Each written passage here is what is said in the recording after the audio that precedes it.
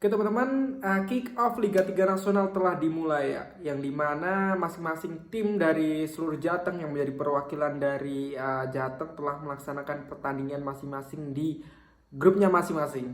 Oke, jadi di sini kita akan membahas ya 8 tim yang telah bertanding ini, dimana 8 tim ini masing-masing tim ada yang menang, ada yang kalah, ada yang seri gitu, dan ada tim yang cukup mengejutkan juga ya. Siapa dia? Yaitu di sini ada di grup A ya teman-teman. Di sini di grup A itu ada Persa Brebes, ada Persikota Tangerang, kemudian ada Persidago, ada Kartanegara FC. Kita akan bahas, kita kerucutkan aja, kita akan bahas tim-tim dari Jateng ya teman-teman. Di sini Persa Brebes mampu menahan imbang 0-0 melawan Persikota Tangerang. Yang notabene Persikota Tangerang ini adalah tuan rumah ya. Bertanding di stadion Benteng Ribon Tangerang ya, bukanlah suatu hal yang mudah buat Persa Brebes, apalagi Persa Brebes kita tahu ya di Liga 3 Jateng kemarin aja kurang perform ya. Dia beruntung aja di Liga 3 Jateng di edisi sebelumnya dia tampil cukup apik sehingga dia layak untuk mewakili Jateng ya, mengisi slot yang kosong buat Jateng gitu. Dan ternyata Persa Brebes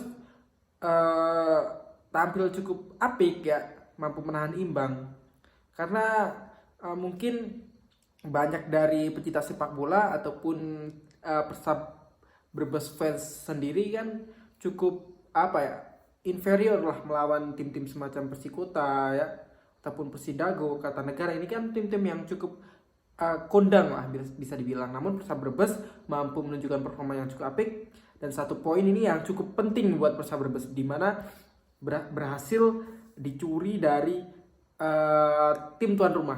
Jadi buat Persab Brebes kalian cukup apik dan lanjutkan lah. Minimal kalian tetap dapat poin, dan kalian kalau dilihat dari skor kemarin 0-0 ya bisa lah jadi juara grup ataupun runner up. Semangat buat Persab Brebes. Oke. Kemudian ada lagi ya di grup D ya. Di grup D ini perwakilan dari Jateng ini cukup terpuruk ya teman-teman, di mana di grup D ini ada PSPTN, kemudian ada Caladium FC, kemudian ada Persikas ya, kemudian ada Persibangga ya, di mana Persibangga ini takluk oleh tuan rumah dengan skor cukup telak yaitu 3-1 dan menjadikan Persibangga menjadi tim juru kunci ya sementara di grup D ini. Nah, ini bukan aturan cukup apik, namun tidak menutup kemungkinan Persibangga bisa perform lagi untuk di laga berikut. Asalkan bisa sapu bersih laga berikut, saya pikir Persibangga bisa lolos untuk ke fase berikut ya. Bukan hal yang mudah, tapi mengingat pertandingan pertama ini kan lawan tuan rumah ya buat Persibangga. Jadi nanti lawan tim lain kan ya mungkin Persibangga bisa tampil lebih bagus ya. Oke. Jadi buat teman-teman Persibangga fans juga jangan khawatir ya, walaupun kalah 3-1 nanti ini bisa buat evaluasi lah ya untuk kedepannya bagaimana Persibangga bermain melawan tim-tim yang notabene bukan tim tuan rumah. Jadi harus bisa lebih fight nanti Persibangga untuk demi Jateng lah bisa dibilang. Oke. Kemudian ada lagi pertandingan di grup H ya. Pertandingan di grup H ini ada masing-masing tim yaitu Persib Pekalongan, ada Asiop FC, kemudian ada WBFC, ada PSN Ngada ya, dimana Persib Pekalongan menjadi tuan rumah ya di sini. Jadi Persib Pekalongan cukup diuntungkan, dan kemarin saya lihat juga, saya nonton di TV itu Persib Pekalongan bermain ya cukup bagus ya. Walaupun gol-gol itu kebanyakan dari kesalahan back lawan ataupun kiper lawan ya. Namun Persib Pekalongan bisa menceploskan bola lebih banyak daripada Asiop, di mana skor akhirnya itu 3-2. Tapi kalau dilihat dari permainan seperti bukan Persib Pekalongan ya. Jadi kenapa saya bilang bukan Persib Pekalongan, karena di pertandingan melawan Asiop Persib Pekalongan ini seperti underperform ya. Jadi permainan 1-2 itu sedikit tidak jalan ya. Kebanyakan bola-bola direct pass yang dilakukan Persib Pekalongan ini. Ya, sementara dari Asiop FC sendiri ini, saya pikir Asiop ini salah satu tim yang bisa dibilang cukup bagus lah. Kalau lihat, kita boleh teman-teman lihat juga di YouTube ya, di babak kedua ya, hampir Persib Pekalongan ini susah banget ya untuk serang ke pertahanan Asiop ya. Terhitung hanya ada 1-2 kali peluang, sementara Asiop ini bisa mengontrol pertandingan gitu ya. Jadi buat Persib Pekalongan ini bisa buat evaluasi ya. Walaupun Persib Pekalongan notabene sebagai tim Jateng ini salah satu tim terbaik ya, ataupun salah satu kandidat yang nanti akan masuk Liga 2, namun harus hati-hati ya Persib Pekalongan. Walaupun persiapan udah sangat-sangat matang, jangan sampai nanti kecolongan melawan tim-tim lain. Karena kita lihat kemarin melawan Asiop, Persib Pekalongan seperti kurang seperti biasanya mainnya gitu ya.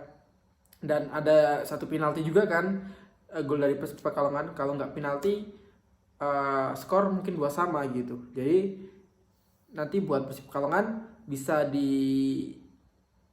dievaluasi lagi lah nanti untuk pertandingan berikut. Dan untuk pertandingan berikut kan lawannya WBFC ataupun PSN Ngada. Saya pikir dua tim ini levelnya di bawah Asiop sih. Jadi buat Persib Pekalongan tetap semangat, jangan meremehkan lawan ya. Nanti kalau bisa sapu bersih. Oke, demi Jateng. Oke, kemudian pertandingan hari ini ya teman-teman. Pertandingan hari ini itu tadi ada pertandingan di grup I ya, dimana Persiku Kudus melawan Persipu. Kemudian ada Persipal melawan PS Polmas, tapi kita abaikan saja Persipal ini. Kita akan bahas Persiku Kudus melawan Persipu. Oke, dimana Persiku Kudus ini mampu menjadi pemimpin klasemen sementara lah, leading lah Persiku Kudus, karena dia menang 3-1 atas tamunya Persipu FC. Dan mengingat, kita harus ingat juga kan, karena di sini pertandingan grup ini kan single match ya, walaupun liga. Jadi poin demi poin itu sangat berharga karena nggak ada laga home away gitu. Dan Persiku Kudus sendiri dia diuntungkan juga karena bermain di stadion sendiri ya. Tadi malam launching ya, kemarin malam ya kalau nggak salah ya.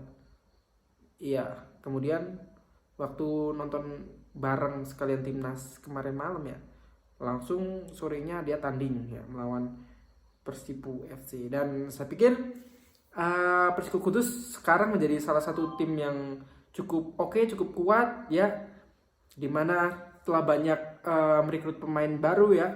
Kita tahu Persiku Kudus ini persiapan sangat mepet, namun dia bisa perform lah di Liga 3 Jateng, dan dia mampu menunjukkan tajinya bahwa dia juga layak ya mendapatkan cash untuk lolos ke Liga 2 juga ya.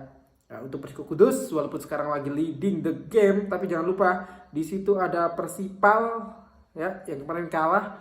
Karena Persipal kalah ya, dia setelah kalah kan dia pasti akan menunjukkan performa yang lebih bagus karena kalah ya. Dia ingin poin 3 pasti ya. Nanti bertanding melawan Persipal ataupun melawan PS Polpas, jangan sampai kecolongan. Kita tahu Persipal ini tim yang cukup kondang walaupun kemarin kalah ya. Itu. Jadi buat Persiku ya, tim kemudian supporter ya, salam hangat dari saya. Terus support tim Persiku Kudus sampai nanti ke Liga 2. Oke. Kemudian ada laga lagi tadi itu PSIW ya teman-teman. PSIW sayang sekali tadi sempat memimpin melawan Cilegon dengan skor 1-0, namun berhasil disamakan 1-1 ya. Kalau kita lihat permainan dari PSIW ini setelah dia memasukkan gol, kelihatan PSIW ini mencoba menahan gitu. Jadi malah justru kebobolan gitu. Jadi buat PSIW saya pikir main all out itu lebih bagus sih. Kalau kita lihat ya di lapangan secara permainan memang mungkin saya sebagai pengamat saja ya. Jadi melihat permainan dari PSIW itu kurang lepas gitu. Jadi mereka masih takut-takut gitu loh. Padahal PSIW ini kan dia secara permainan juga bagus. Tapi kalau nggak bermain lepas ya kan ibarat kata susah cetak gol gitu lah. Dan tadi beruntung PSIW bisa nahan imbang 1-1 melawan Persit Cilegon. Padahal kalau bisa saya bilang PSIW layak menang lah di pertandingan tadi gitu. Tapi jangan pupus harapan nanti melawan Makassar, kemudian lawan Persibo, PSIW harus bisa perform lagi ya, terutama melawan Persibo. Jangan sampai kecolongan poin, minimal 1 poin melawan Persibo, kemudian menang melawan Makassar. Saya pikir bisa nanti untuk PSIW lolos ke babak berikut. Ini bukan hal yang mudah buat PSIW karena mengingat ini bermain di Bojonegoro juga, tapi tidak menutup kemungkinan PSIW bisa perform, bisa menang melawan Persibo Bojonegoro. Oke. Kemudian ada pertandingan lain, yaitu ada pertandingan PSIK Klaten yang kalah melawan Ajax Farmel ya. Kita tahu PSIK Klaten ini dia tim yang cukup susah ditebak ya teman-teman. Dia gaya bermain juga seperti apa saya kurang tahu ya.